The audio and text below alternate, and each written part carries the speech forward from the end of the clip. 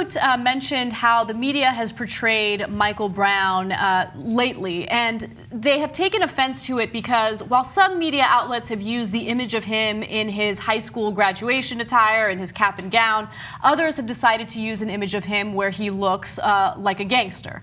And so they post this picture, and I think that it's an example of, basically some media outlets pushing their agenda, right? He's making a gang sign. He looks a little more intimidating.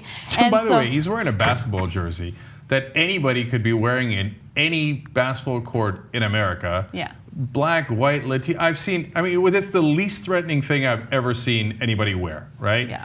And he made this sign. I don't know what this sign is. When I was a kid, I had a Run DMC shirt on. And I made this sign. I don't know what this is, and it has nothing to do with Run DMC. Okay? You're obviously a gangster. Right. Was I a gangster? Okay. Well, it depends. If the cops had shot me, they might have used that picture later to say, you see how dangerous he was? Mm-hmm. Right? With Trayvon, they stretched and they found the grill picture or whatever. And yeah. I don't even know how. Okay. In this case, this isn't even very convincing at all. Right. This is basically, look, it's a black guy holding up fingers. Mm-hmm. Okay, whoa, you got him. Yeah, he really looks like a gangster there. Yeah.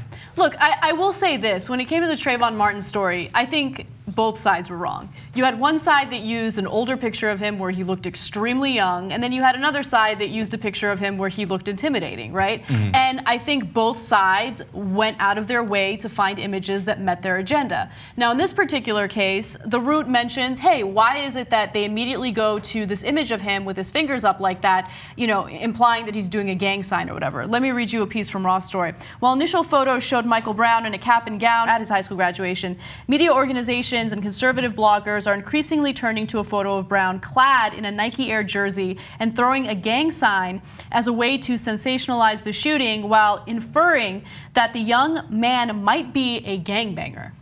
Just how about before any media outlet does any type of character assassination, we decide to figure out what the facts are to the story and then move forward that way. It's incredible how the narrative changes based on where you're getting your news. You got to justify the state action. If the cops shot him and the government shot him, they must be right by definition. He had it coming. Well, look at that. We found one picture where he's got questionable fingers.